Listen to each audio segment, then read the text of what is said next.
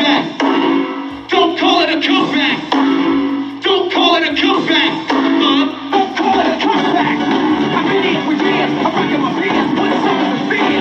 I was like, well, isn't that a show where, I see Aerosmith playing. I'm like, what are we going to do, you know? Oh, I mean it. That's going to be something else. That's going to be something else. Let me see your earrings jingle, love, jingling, baby.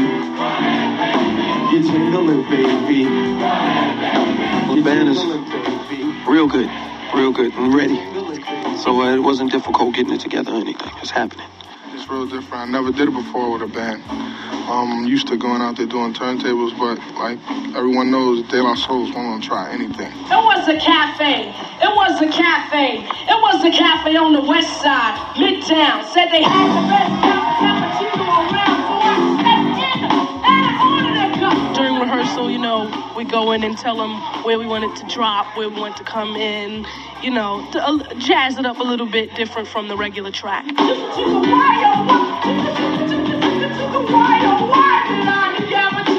It's like once you drink milk for like 10 years, I guess, and then also you drink fruit punch. It's not that the fruit punch is bad, it's just that you have to, it's an acquired taste. You gotta get used to it. Can I kick it?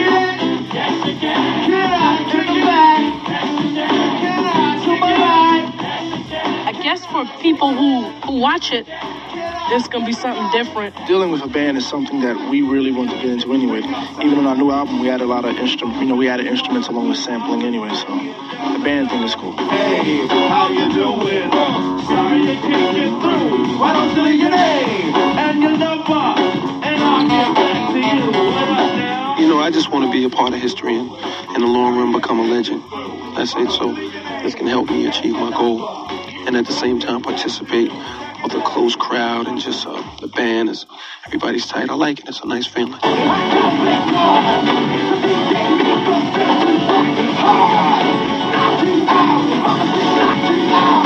Rap goes acoustic on MTV's. What's good, y'all? It's Coffee, and that's a super throwback there, man. What y'all think about that? I think that was 91, LL and Tribe. No question, two living legends. Man, MTV Unplugged. Oh, MC Light as well. We can't leave her name out the mix, man. She's Light the MC, and she's as light as a rock. All living legends, man. And I just gotta say, man, the MTV Unplugged-ish, they need to bring that back unless that still goes on and I'm unaware, man. Like MTV, BET, the channels, as regular terrestrial television is kind of deaded off. Not necessarily, it's still living. It makes its way through the streaming and everything like that, but the terrestrial radio is definitely dead. TV still kind of lives on in a sense, but channels, BET, MTV, VH1 that were supposed to be dedicated to music content, man, just even before the blogosphere took over, they fell off, man. When they started getting into the whole reality TV-ish, it's mad whack. I just don't know why they went that way. It's stupid to me, man. But the whole Unplugged concept with the live band was just so dope, so lit, if you ask me. It was just always cool to see the live band and the artists just vibe out, and the way the crowd interacted and everything. They even used to drop Unplugged albums, man. Comment if y'all ever heard Jay-Z's MTV Unplugged version of Takeover, where they switched it up and all that. Or also comment any dope Unplugged episodes you recall or remember, man. But I've been seeing a lot of LL Cool J as of late, man, as the newest project, Force, dropped a couple months ago. And, there was a lot of talk about the Eminem collaboration. Comment if y'all flucked with it, what you think of the album and all that. And this album is pretty much 100%, well, I can't say 100%, but damn near all the way produced by Q-Tip of Tribe, who we saw in that super throwback footage, man. Like I said, back when these channels were more dedicated to bringing music-related content. But LL's been everywhere because of this project. It's also an acronym, right? Which is interesting because we're talking about an acronym that, went outside of music, went outside of hip-hop. And it's something you hear on a daily basis in the sports world, pop culture, everywhere. And it was all started by LL Cool J. You know, it started in some bars and went on to be the title for a project he dropped in 2000. And this project was also going to be named GOAT 2. That's the term we're talking about, the GOAT project. The original one dropped in 2000, back when he was still beefing with Cannabis. Y'all remember that on there? He said Cannabis got his rhymes off the internet. It's good to see they squashed the beef and are cool and everything, man. Cannabis was a guy that I was always pulling for and rooting for, you know, but the politics of the game just didn't go his way. You know, when you're first breaking onto the scene and you got a different type vibe with the backpack, cipher, freestyle flow, and you just go in with all the syllables and the clever wordplay, and sometimes you need a dictionary to bust it all down. I appreciated it, but a lot of people didn't, you know. I don't want to say they didn't appreciate it, but it was a bit too much. But being, you know, different in that way, and then coming into the game beefing with LL Cool J, you know, should have never referenced that mic on his arm. The politics in the industry just got at him in a different type of way, and he always kind of had to grind independently, you know. Then he beefed with Eminem. I don't think they'll ever squash that one. But remember, LL told him, let's get back to this mic on my arm. If it ever left my side, it would transform into a time bomb. You don't want to borrow that. You want to idolize. You don't want to make me mad. You want to socialize. He went off, told him I'll blow you to pieces, leave you covered in feces, and ended it all off with LL Cool J, the greatest rapper of all time. And a lot of people don't know there was rumors that Eminem, who was not even known yet, ghost wrote that for LL Cool J, and Cannabis and Wyclef were pressing then thirsty to get in the game Eminem, who was all over the scene, networking, trying to get on, you know what I mean? That's a whole nother story. We got to dive into that topic in another video. On the Go album, he was talking about Cannabis gets his rhymes off the internet and 99% of his fans don't exist. But that's what we're talking about, is LL coined that term, GOAT. This Force project, like I said, was supposed to be called GOAT 2. Now they changed it and went with frequencies of real creative energy. And, you know, it's like, is LL definitely still one of the GOATs? You know, we saw a lot of him lately. Again, he's been on the Manning cast. I was at Monday Night Football. He's been everywhere, but he's like trying to rededicate himself to hip hop, you know, because he only dropped a few projects over the years.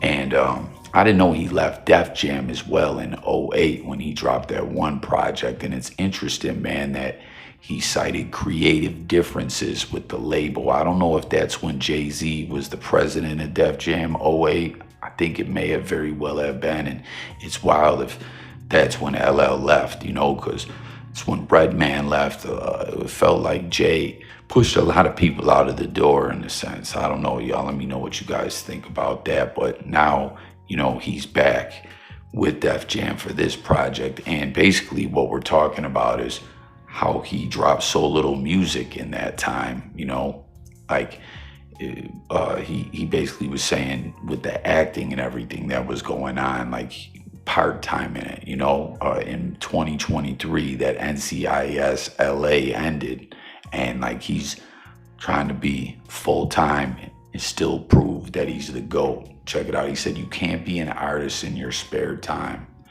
Musically, the pilot light was always on. I'd always be going in the studio and touching on things and touching on things here and there, you know, so he wasn't fully dedicated. I guess, you know, acting was coming first, but now he's trying to get back at it. But again, May 2023, season 14 finale of NCIS LA, 14 seasons. It's a wrap. It seems like things came together for LL to rededicate himself into the craft. You know, he said, I just got into a place where the TV show was coming to an end, and I was becoming more and more serious about wanting to do music. Then at a certain point, I realized that there was a new challenge there, and that was, can an artist that's been out for many, many years make a record that has some serious impact in a new era? That became a fun idea for me. So again, comment about the album if you fuck with it. If you already knew about Q-Tip on the production, do you like the collab with Eminem? He's got collabs with Rick Ross, everyone on here. You know what I mean? It's something else.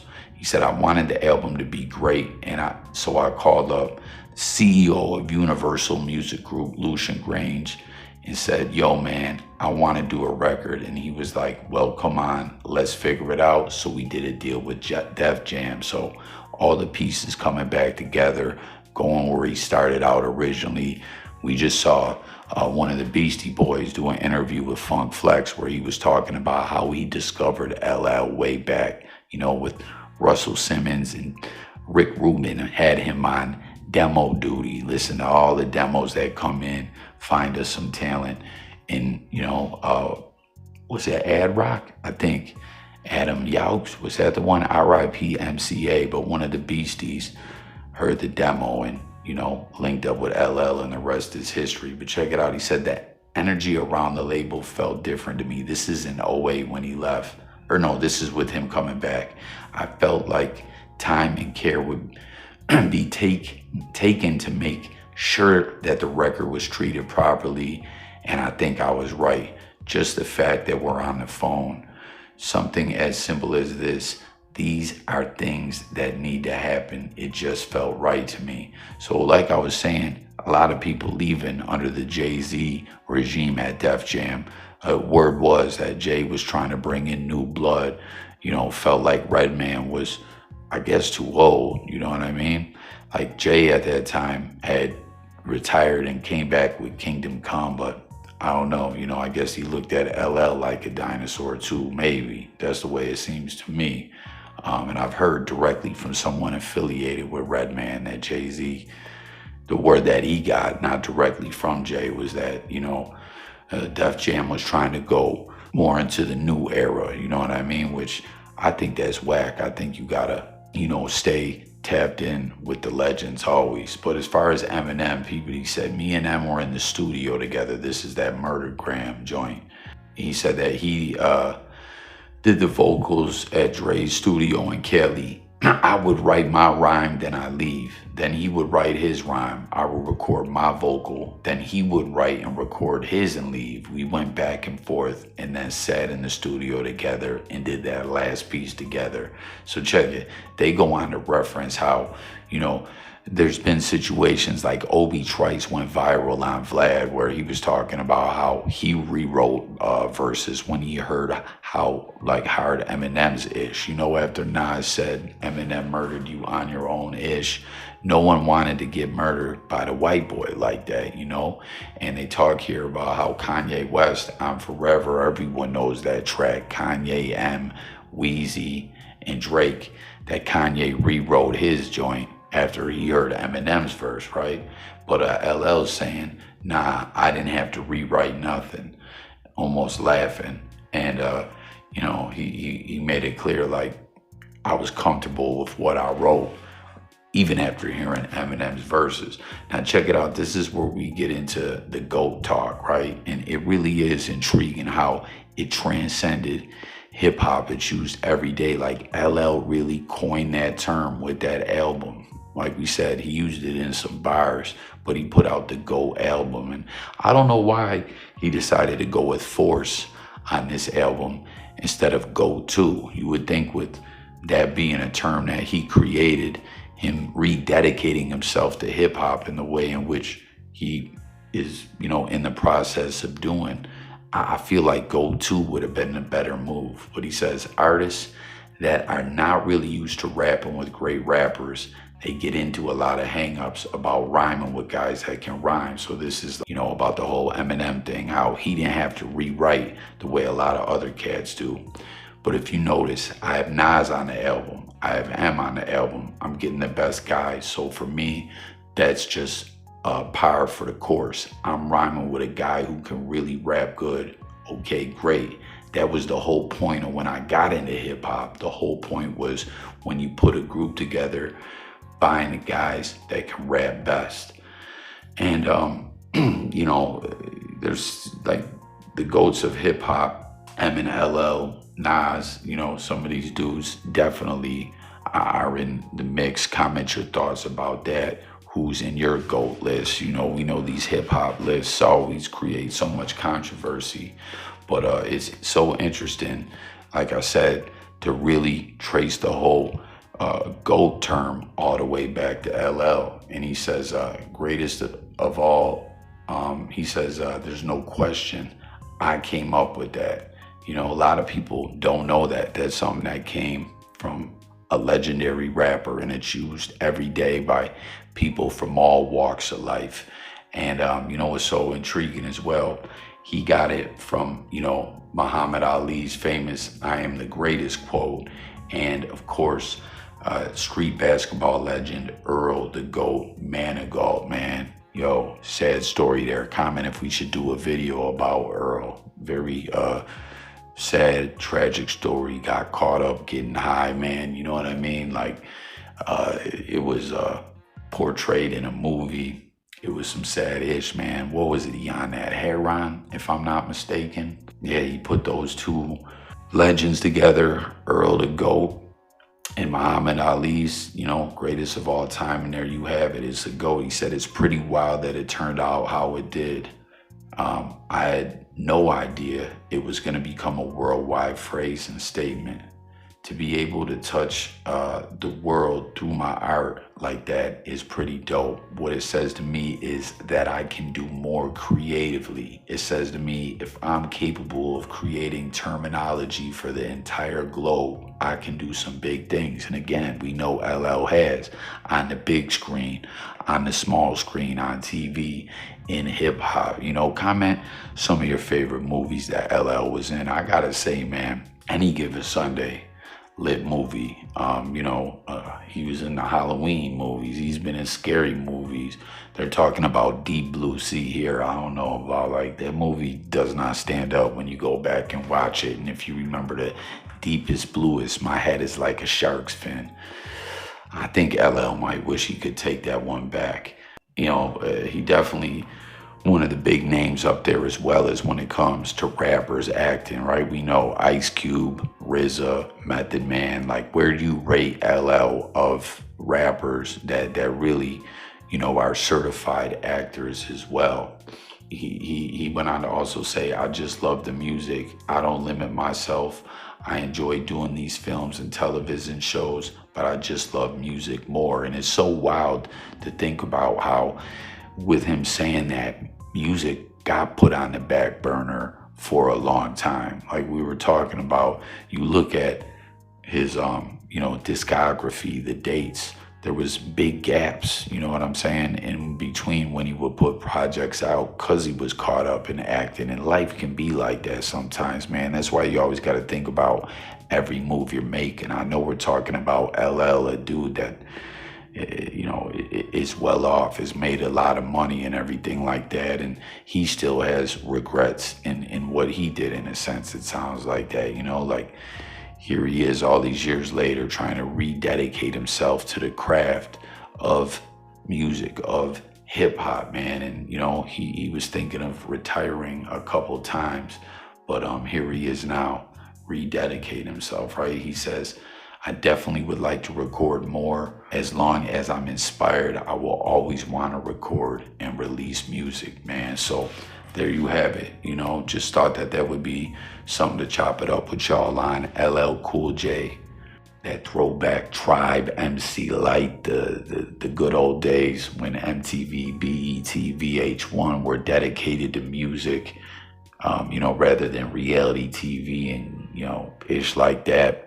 LL Cool J almost retiring, deciding to focus back on hip hop and really trying to make a serious impact and splash with this album, Eminem collab, all that. Hit the comments and share your thoughts about the new project, your favorite tracks, and everything else we touched on. And the GOAT terminology, like I'm sure as a lot of this content that I do seems to get more to hip hop heads out there. So the question, did you already know LL was the one that came up with that? I'm sure most cats that sees this video is gonna say yeah, but if you didn't, You know what I mean? Keep it a buck, but it's pretty lit. You know that, like LL said, man, that's a global phrase now. You know, and it's something that came from hip hop, and that's just so dope. How powerful hip hop is, and what it's grown to be all these years later. Like, we just passed the 50 years of hip hop milestone, and you know, there was a lot of rappers that flucked with it or didn't want to because it got corporatized. You know what I mean? The powers that be got their hands all over it, but that happens with everything. You know what I mean? At the end of the day, it's still lit. That hip hop is here for 50 years and just keeps getting stronger. So thanks for tuning in. Let's chop it up in the comments. As always, this is Jay Coffee. We talk it up on music, news, sports, current events, life, and much more. On this channel is more hip hop and music, but we still tap in on other topics over here as well. So subscribe, hit the buttons, and let's chop it up, man. You know, it's all about coffee, talking it up with y'all, the good people of the blogosphere. Thanks again, and I'm gone. Peace.